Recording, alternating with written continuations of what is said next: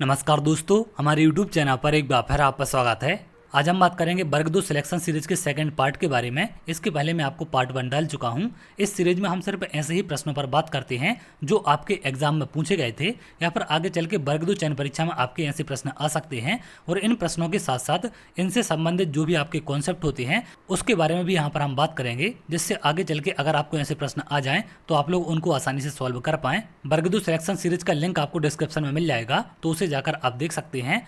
अगर हम बात करें प्रश्न के बारे में तो एमपीटेट वर्ग 2 एग्जाम 8/5/2023 की सेकंड शिफ्ट में आपका प्रश्न पूछा गया था। 25 की पावर 16 इंटू 15 की पावर 17 इंटू 12 की पावर 18 के अभाज्य गुणनखंडों की संख्या ज्ञात करना था। नंबर ऑफ प्राइम फैक्टर हमें बताने थे कि इसमें कितने नंबर ऑफ प्राइम फैक्टर होंगे।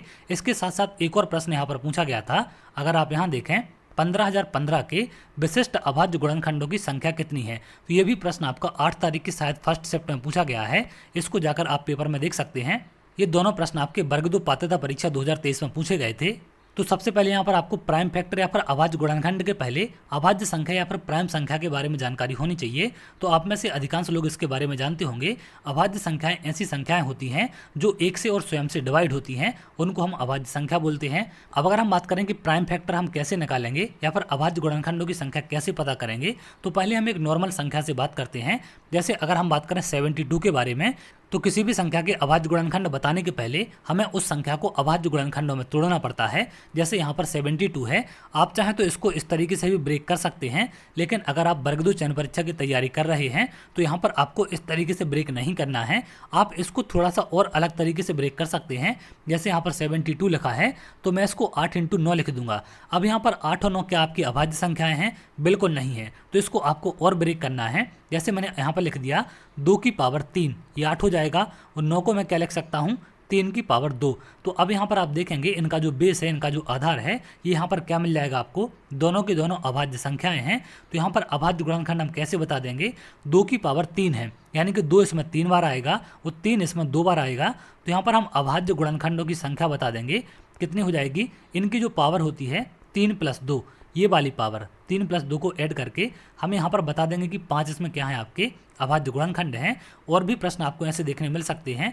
जैसे अगर यहाँ पर आपसे पूछ ले कि 120 में कितने अभाज्य गुणनखंड होंगे, तो इसे आप कैसे ब्रेक करेंगे? आप चाहें तो 10 × 12 लिख सकते हैं, आप चाहें तो इसको क्या लिख सकते हैं? 8 × 15 लिख सकते हैं। अब जो भी आपके माइंड में क्लिक कर जाए आप उसको यहाँ पर लिख सकते हैं। जैसे यहाँ पर मैंने लिखा है 10, तो 10 को हम क्या लिख सकते हैं? 2 × 5 लिख सकते हैं। 12 को क्या लिख सकते हैं? 2 की पावर 2 × 3। क्लियर है? अब 2 की पावर 2 यहाँ पर है और 1 यहाँ पर है, तो ये क्या हो जाएगा आपका?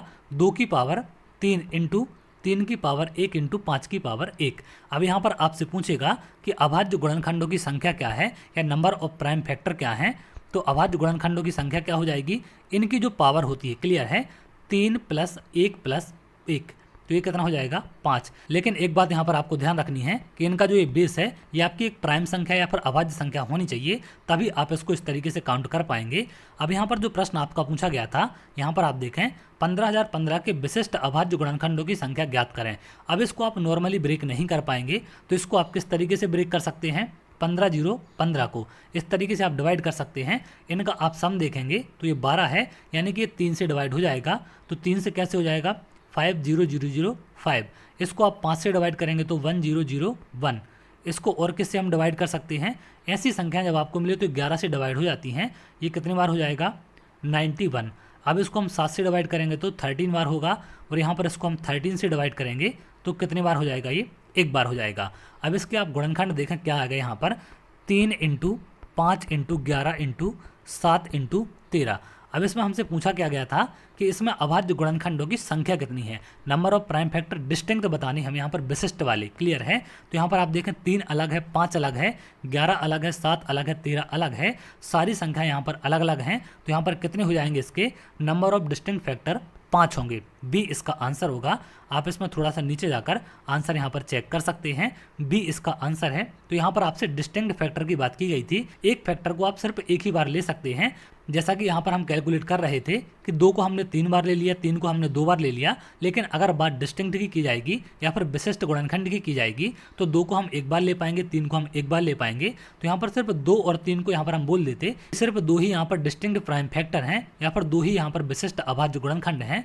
लेकिन यहाँ यहाँ पर आपको संख्या पूछी जाए तो आपको किस तरीके से ज्ञात करना है। अब यहाँ पर ऐसा भी प्रश्न आपको देखने मिल सकता है कि 2 की पावर 7 है इंटू 5 की पावर 2 है इंटू 3 की पावर 3 है, तो इसमें अभाज्य गुणनखंडों की संख्या कितनी होगी। तो यहाँ पर अगर आप संख्या देखेंगे तो ये पहले से यहाँ पर प्राइम नंबर में ब्रेक है, तो यहाँ पर हमें सिर्फ इनको जोड़कर अभाज्य गुणनखंडों की संख्या बतानी है। 7 + 2 + 3, तो ये कितना हो जाएगा 12। इस तरीके से निकाल सकते हैं। लेकिन जब प्रश्न आपका ऐसा पूछा जाए कि 25 की पावर क्या है, यहाँ पर 16 है इंटू 15 की पावर 17 है इंटू 12 की पावर 18 है। अब यहाँ पर आप देखेंगे ये जो आपकी 25, 15 और 12 हैं ये आपके प्राइम नंबर नहीं हैं, तो पहले इसको आपको प्राइम नंबर में ब्रेक करना पड़ेगा।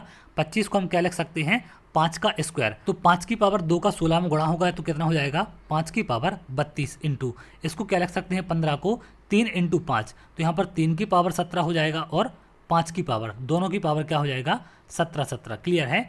अब इसको हम क्या लिख सकते हैं 12 को 2 की पावर 2 इंटू 3 का हम गुणा कर देंगे तो ये 12 मिल जाएगा और यहाँ से इसकी पावर लगा देंगे 18। अब इसको और आगे आप सॉल्व करें तो यहाँ पर देखिए 5 की पावर 32 है और यहाँ पर कितना है आपका 17 है, तो ये दोनों आधार इनका समान है, तो ये घातें क्या होंगी यहाँ पर आपकी जुड़ जाएंगी। तो 5 की पावर यहाँ पर क्या आ जाएगा आपका 49 इंटू 3 की पावर यहाँ पर 17 है, यहाँ से क्या निकलेगा 2 की पावर 2 है इंटू 18 होगा तो 2 की पावर 36 इंटू 3 की पावर 18 होगा। क्लियर है, क्योंकि 3 की पावर सिर्फ यहाँ पर 1 है।